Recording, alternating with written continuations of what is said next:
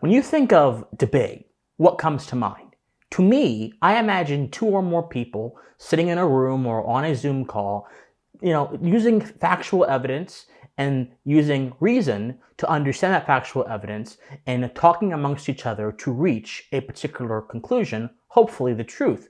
But unfortunately, in high schools across America, this is not what debate is. In fact, this is the exact opposite of what debate is. A very eye-opening article from James Fishback and Bari Weiss's exquisite new publication, The Free Press, titled "At High School Debates, Debate is No Longer Allowed," really lifts the hood up and allows you to see beneath the hood of what passes as debate in high schools across America. Amongst the shocking revelations in James's article is that capitalism, if debaters were to argue that capitalism can reduce poverty or that Israel has a right to defend itself, two cornerstone conservative positions, two very basic conservative positions, they would actually lose their debate round. No questions asked. How can this be so? Well, every debate round in a high school debate, and this article goes on to explain this, is actually governed by judges who, before the debate, put their paradigms, meaning their beliefs, their set of belief and criteria for their judging, onto a website called Tab Room. And these paradigms are oftentimes explicitly Marxist, or they are explicitly politically biased. For example, one judge said that their paradigm is Marxist, Leninist, and Maoist, and they cannot check, and I quote, revolutionary proletarian science at the door, meaning they cannot actually judge a debate objectively for what it is. They have to use their Marxist ideas as a means of interfacing with the content of the debate. Another one said that she will not accept arguments like that capitalism is good, that neoliberalism is good, that Zionism or normalizing Israel is good. If you argue any of those things, regardless of the merits of your case, this judge will actually reject it. Two separate judges, according to this article, said if you use the phrase illegal to describe immigrants, they will give you a loss. Two separate judges. One judge said that they will drop America First framing in a heartbeat. Essentially, if you believe in America First and you're a high school debater, you make a case like that, regardless of the merits of your case, they will make you lose. Another judge who judged 169 high school debate rounds with 340 students said, in their paradigm, 1, N-words do not have to disclose stuff to you, and 2, you have to disclose stuff to N-words. So disclosure in debate, for those of you who don't know, is this practice where teams will share their evidence and they will share their cases so that both sides have an equal footing during the debate. But according to this judge, black debaters don't have to disclose anything to you, but if you're a non-black debater, well, you better disclose something to the black debaters. Once again, this is the kind of stuff that passes as debate and rigor in high school. I have both good news and bad news for you. The good news is this is being publicized and people can actually see one of the reasons why Gen Z is overwhelmingly leftist and one of the reasons why critical thinking has deteriorated within the new generation who were raised up under false practices like this and raised up under mediocre ideas like this. That's good. But what's bad is that the same thing happens, not just on the high school level, but on the college level, and it's actually worse on the college level. Now, I'll give some experience before we actually look at examples of this. I myself am a former collegiate debater. I debated in college debate, national parliamentary debate, which is one of the three major actually forms of college debate. There's national parliamentary, there's policy, and then there's British parliamentary. National parliamentary is actually one of the largest debate associations in the entire country and in the entire world. I participated in that form of debate. And that form of debate was the first time I was exposed to the mass regurgitations of leftist ideas like critical race theory, queer theory, gender theory, feminist arguments against men. I was exposed to some of those craziest stuff in those contexts. And no, it was not in a scholastic context where you can debate these ideas freely and critique them for what they are. No, these ideas were held to be the divine truth. They were the sacred cows of that debating environment. And if anyone were to go against these ideas, they would be immediately branded homophobic, racist, sexist, bigoted, and their entire standing in the practice would be completely and utterly nullified, and they would also lose the rounds too. So along with social ramifications and stigmas going against these ideas, they would also not actually achieve the end of a debate, which is to win the round. I saw this, I was shocked, and it was one of the reasons actually why I started this YouTube channel, because I understood what the stakes are in our culture. Debate, both in high school and college, is actually a pipeline to government and law. Most politicians and a lot of lawyers were actually former high school and college debaters. In a world in which debate is such a formative practice for those who will eventually lead society and be in the top upper rungs of our institutions, it is critical that debate is based on facts, sound philosophy, and reason, and not on nonsense ideas that do not even allow you to challenge them in the realm of debate. So, let's look at some of the examples of the Marxification of debate that I have been talking about throughout this video. One example was this tournament that happened with the Cross-Examination Debate Association called CEDA.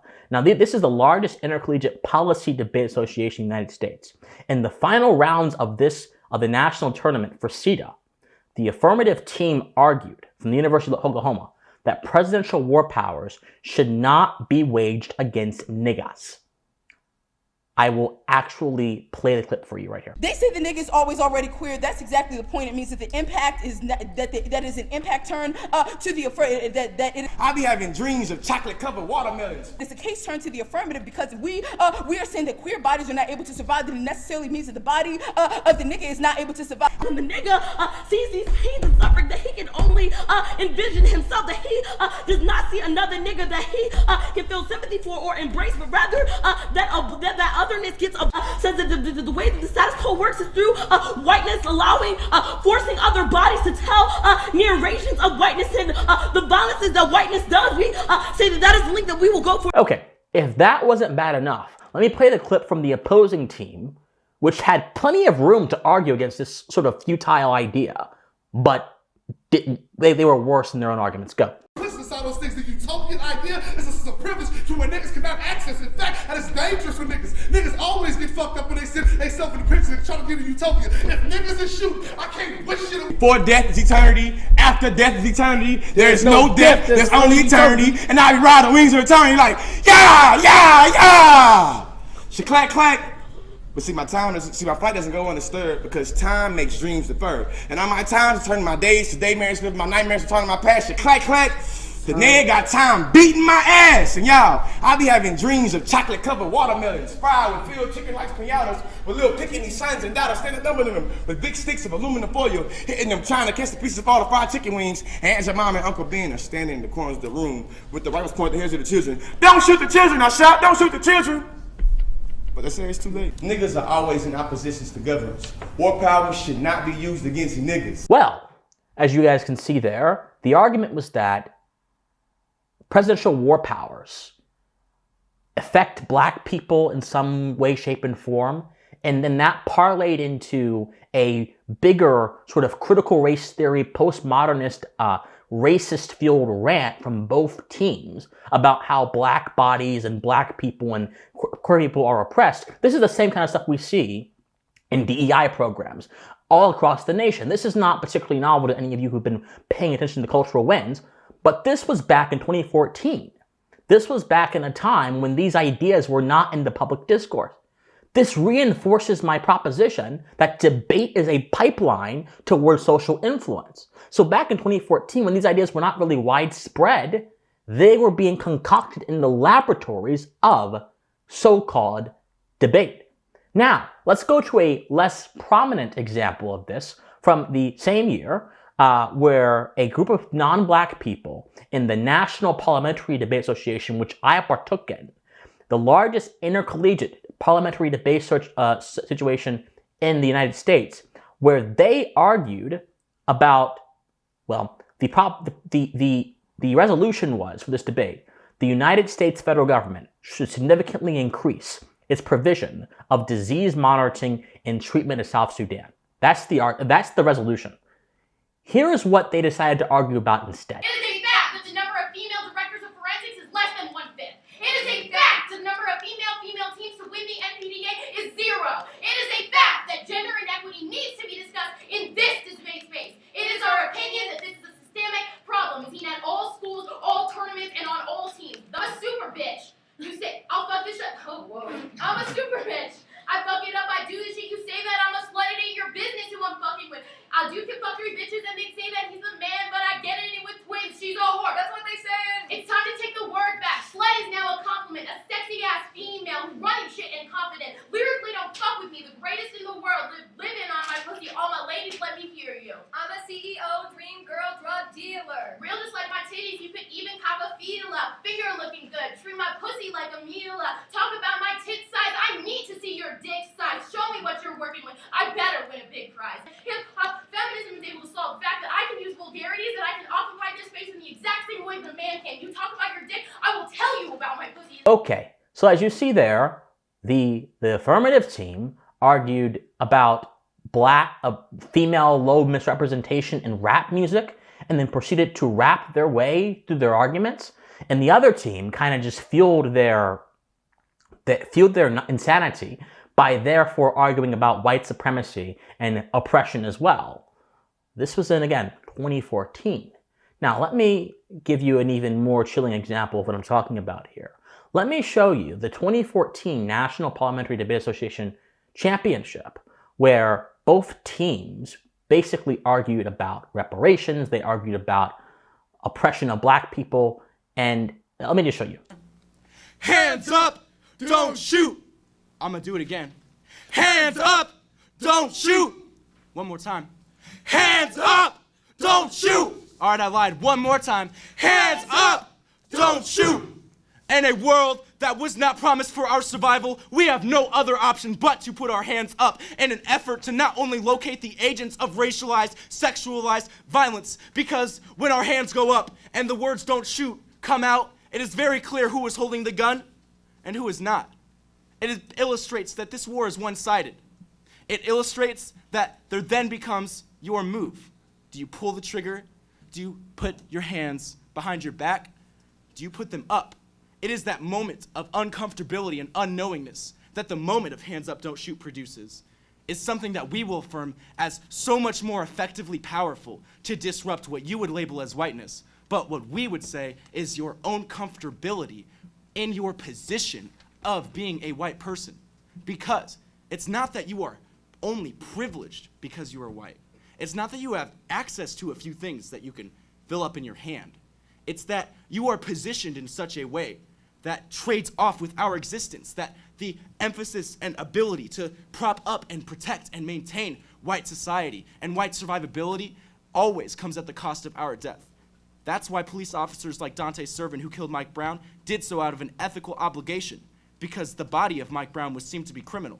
It's not that hands up, don't shoot, hands up, don't shoot ends the violence. It's not that it stops the perpetuator from pulling the trigger, but rather highlights that it doesn't matter where the hands go, or if you don't even got a hand, that any bodily movement by the black or brown body is constituted as being too criminal.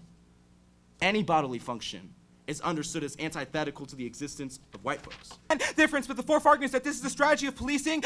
You counted us as guilty until proven innocent. You know nothing about this team and the status quo. In fact, we have many right arguments about why you needed to take guns away from white people to be able to start the revolution. The lack of historicization means you cannot make a judgment call.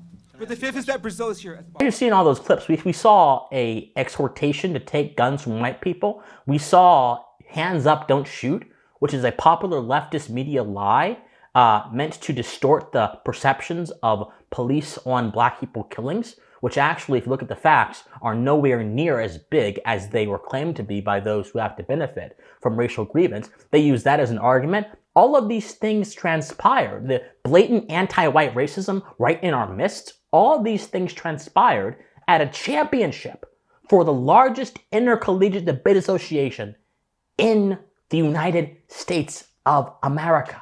Here's a clip of Ryan Walsh, who was actually a debate champion in his own right, who my friend Michael Marino actually exposed some years ago. He advocated sending white people to outer space and a bunch of other absurd things in his past comments, and he was exposed for that all over conservative media. But here's what Ryan Walsh had to say in one of the tournaments that he participated in as a debater before he was a champion. In terms of this debate where there is an explosion of blackness inside of this particular space going on, the one judge at this fucking tournament who won a seat at championship doesn't have the ability to evaluate an all-black debate inside of this space, but it's your niggas are the ones who hold you back. Beat your ass. My daddy and my mama beat my motherfucking ass and told me to quit hanging out with my motherfucking sister because that was the only person that I had. But what happens when my dick keeps getting hard because I'm looking at a fat ass of this man? How the fuck am I supposed to rationalize that? What do you mean you can't be fucking queer? Even if their strategy is one of ever changing, then you should probably cross-apply his analysis about those DL men. That DL-ness, that when you can go fuck some pussy and then put your dick in some pussy, that is what that ever-changing allows for you to do, and then get to co-opt that identity because it's those DL niggas that always tell us that we're the fags, that we don't deserve to be niggas inside of the hood. That's the shit that our affirmative talks about. Now that's real talk, sweetheart.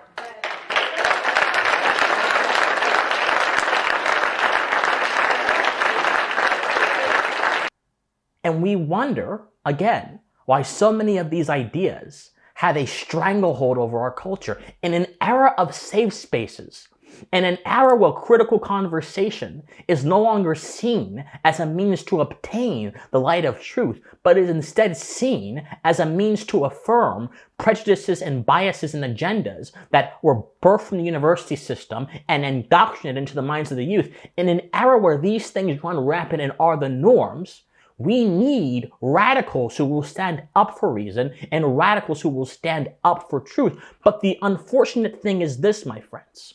Marxism, in its many different faces and forms, has become so popular, has become so integral to high school and college debate in America.